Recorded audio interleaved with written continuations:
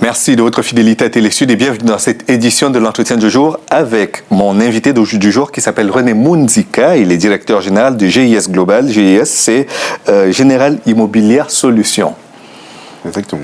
Bonjour, monsieur Mounzika. Bonjour, Louis. Quelle idée de vous lancer dans l'immobilier?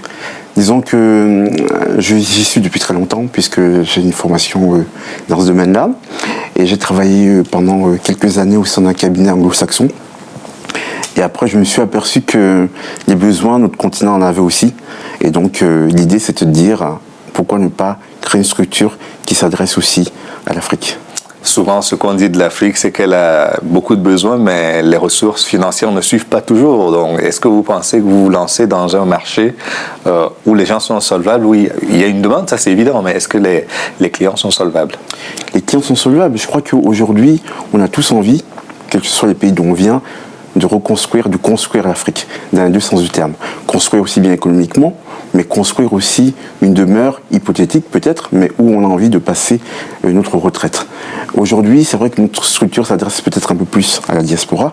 Donc, ce sont des gens qui ont les moyens et qui peuvent et qui souhaitent investir en toute sécurité sur leur continent. Mais quand vous parlez de diaspora, oui, elles ont les moyens, mais elles vivent dans des pays qui connaissent la crise. Vous prenez ceux qui sont en Grèce, en Espagne ou au Portugal, même en France. C'est peut-être pas aussi perceptible que dans ces pays-là, mais la crise, elle est là. La crise, elle est là. C'est pour ça qu'il est plus facile pour eux d'investir dans leur pays que d'investir en Europe.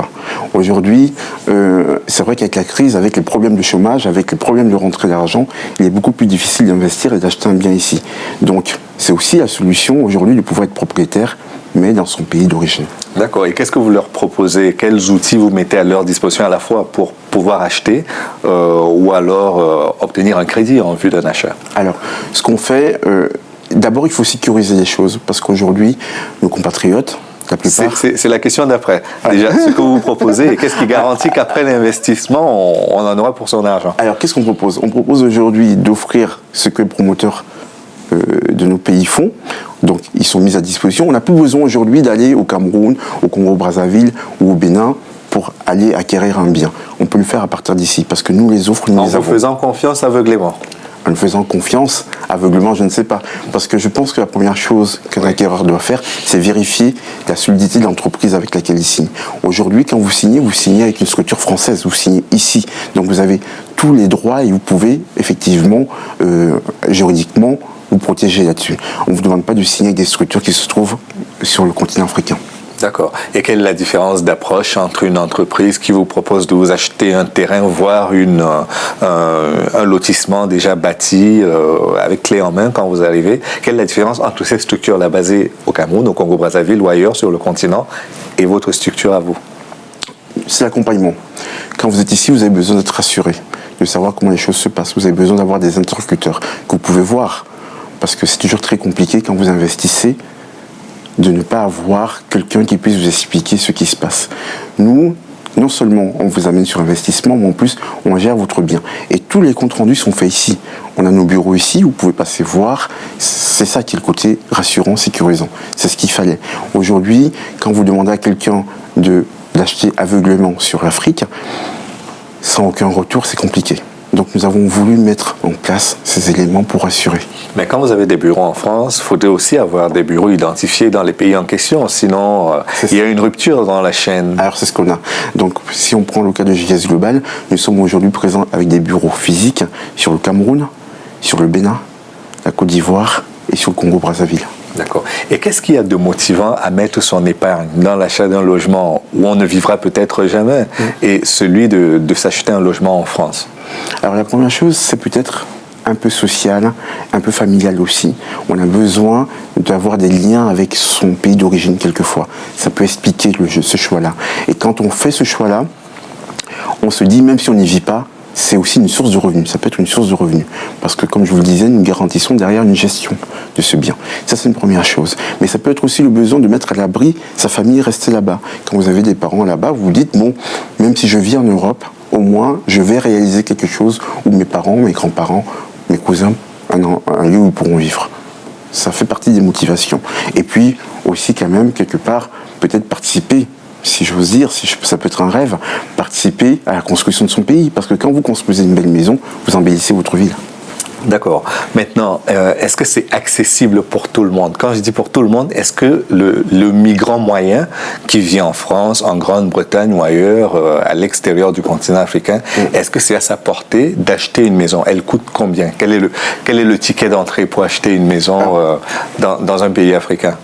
Alors, il y a plusieurs prix. Mais si on regarde globalement, on peut savoir qu'on peut être certain qu'à partir de 30 000 euros, vous pouvez avoir une maison. Alors maintenant, ça ne sera pas une maison de 10 pièces, de 600 mètres carrés, bien sûr, mais à partir de 30 000 euros, vous pouvez avoir une maison. Quel type de maison? Alors, une maison avec 3 chambres, salon. Vous pouvez avoir une maison confortable. C'est pas un studio. Confortable. Exactement, avec une maison confortable. Vous pouvez aussi, à partir de, on va dire, dans les 22 000 euros, avoir un bel appartement. D'accord. Donc aujourd'hui, la chance qu'il y a sur l'Afrique, c'est qu'en termes de construction, les choses sont moins chères. Donc quand vous regardez ici, les premiers appartements, quand vous trouvez des choses aux alentours de 80 000 euros, vous avez de la chance. Ouais. Donc difficilement remboursable, compliqué, surtout pour les revenus. En général, la diaspora a des revenus un peu moins élevés quand même que la moyenne. D'accord. Donc, voilà. Elle est aussi plus touchée par le chômage que la moyenne de la société. Ouais. Mais qu'est-ce qui rend aujourd'hui la construction sur le continent africain moins chère qu'en Europe, par exemple? Est-ce que c'est l'arrivée des Chinois? Est-ce que c'est un autre paramètre que nous n'avons pas pu percevoir depuis? Le premier paramètre, c'est la main-d'œuvre. Les salaires sont moins élevés, donc les choses sont moins chères. Le deuxième paramètre, c'est le coût du foncier, du terrain. Ici, le terrain coûte plus cher. Quand on construit une maison, il y a 3 éléments, 3 paramètres. Il y a effectivement le coût du terrain, où on va bâtir. Il y a le coût de la main-d'œuvre, les gens qui vont travailler, à combien ils sont payés. Et puis, il y a le coût du matériel, des matériaux de construction. Alors, certains viennent d'Europe, donc sont un peu chers, mais d'autres, comme des briques, sont fabriqués sur place. Donc, le tout fait qu'une maison revient moins chère en Afrique qu'ici. En étant écolo en plus, si c'est fait avec le matériau local. En plus, très sincèrement, oui, parce qu'il y a certains promoteurs qui jouent déjà la fibre écologique. On travaille avec beaucoup de promoteurs qui commencent, ou pour certains qui le sont déjà depuis longtemps. D'accord. Maintenant, pour en revenir au montant, vous disiez que c'est à peu près entre 25 et 30 000 euros le ticket d'entrée. On peut les avoir tout de suite là. Qu'est-ce qu'on fait? On vient vous voir, on vous dit, nous aimerions que vous construisez, on vous remboursera dans 25 ans? Alors, ce qui se passe, c'est qu'il y a deux systèmes. Soit on a ce montant de 30 000 euros et directement, vous les versez au promoteur ou au constructeur. Si vous choisissez... C'est-à-dire vous? Alors, non, nous sommes conseil intermédiaire. Nous sommes là pour vous aider, pour vous conseiller, pour vous donner le choix. C'est-à-dire que nous travaillons avec plusieurs promoteurs, plusieurs types de constructeurs. Quand vous venez nous voir, on vous demande où vous voulez vous installer. On vous propose les offres. Et nous, on est là pour vous accompagner dans le choix de vos offres. Donc vous faites le go-between entre les personnes qui veulent acheter. Nous sommes intermédiaires, nous sommes vous êtes intermédiaire, pardon. On est conseil. Oui. Voilà, on est conseil, on est intermédiaire. Et derrière, on assure aussi la gestion de votre bien. C'est-à-dire que et on suit aussi les constructions. Ceux qui souhaitent construire, on va être leur représentant sur place, puisqu'on a des équipes sur place, pour suivre la bonne marche de cette construction. Qu'est-ce qui se passe si le client n'est pas satisfait au terme de la construction de son logement? Alors, est-ce qu'il peut avoir cette surprise-là? Parce que vous dites que vous suivez le projet depuis Ce sont des choses qui peuvent arriver, malheureusement. Mais globalement, ce qui se passe, c'est que la personne qui souhaite construire, on a un architecte ici sur place, avec qui il va dessiner ce qu'il souhaite. Quand on a fait le dossier, quand on comprend le dossier, il part sur notre architecte local, que ce soit au Cameroun ou dans les autres pays, qui va valider les coûts et qui va retransmettre les choses. À partir de là, on refait valider au client. Alors, on n'est pas à l'abri des mauvaises surprises, mais avec toutes les garanties qu'on prend, c'est quand même assez rare. D'accord. Et maintenant, on parlait d'argent. Si on ne peut pas tout payer d'un seul coup, quelles sont les possibilités de financement que vous offrez? Est-ce que vous avez des partenariats avec des banques? Est-ce que vous avez des partenariats avec d'autres structures de prêt d'argent, de microfinance, de microcrédit, comme on dit couramment? Comment vous faites pour que vos clients potentiels puissent acheter un bien qui n'est pas à leur portée dès le premier coup? Alors, ce qui se passe, c'est que on a une filiale au sein de GS Global, en fait, c'est 3 entités. L'une des entités s'appelle GIS-CFC. Nous sommes le représentant du Crédit Foncier du Cameroun depuis déjà 4 mois maintenant. Qui opère au Cameroun. D'accord. Là, ça, c'est pour le public camerounais. Là, c'est pour le public camerounais. Après, je vous parlerai des autres pays.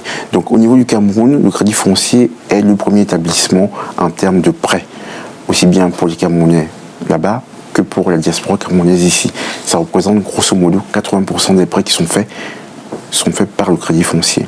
Le Crédit Foncier avait fermé ses bureaux, malheureusement en France, il y a à peu près 2 ans.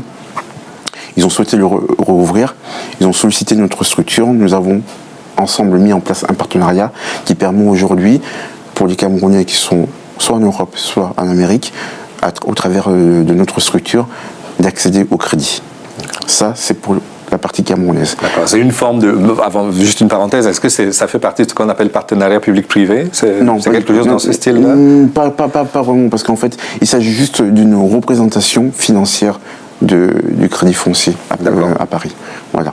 Donc ça, c'est pour le Cameroun.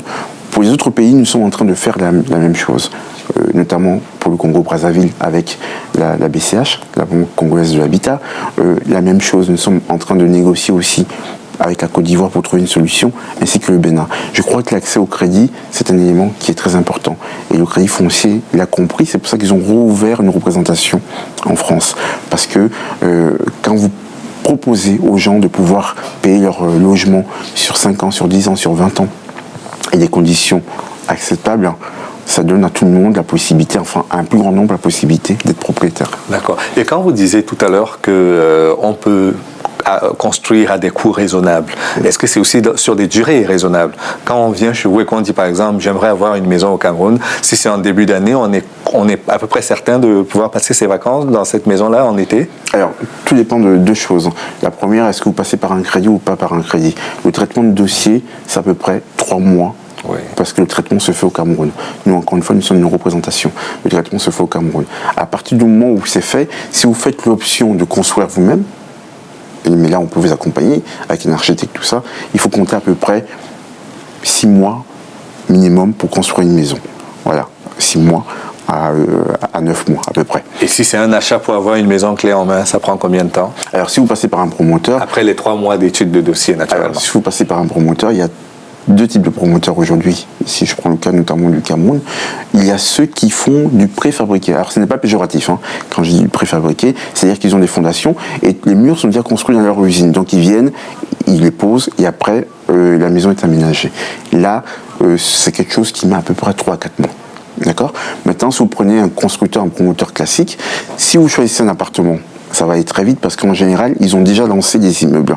Donc, vous prenez un appartement qui est déjà en cours de finition et vous finissez l'aménagement intérieur soit vous-même, soit en leur demandant, en précisant ce que vous voulez. D'accord. Et si c'est dans une parcelle, c'est différent? Et si c'est dans une parcelle, c'est différent. Ça dépend, en fait, du constructeur. Mais globalement, il ne faut pas compter plus de 9 mois pour faire une maison. Très bien. Donc, on peut dès à présent vous dire, l'été prochain, j'aimerais avoir une maison au Cameroun, on est à peu près certain de l'avoir. Dans un an, juillet 2013, vous pouvez, si vous vous lancez maintenant, bien sûr. Bien sûr. Merci beaucoup, monsieur René Mounzika. Je rappelle que vous êtes le directeur général de GIS Global, qui est General Immobilière Solutions. Merci d'être venu. Je vous remercie. Et merci à vous d'avoir suivi l'émission jusqu'à son terme. Rendez-vous demain pour une autre édition de l'Ancien Jour. À bientôt.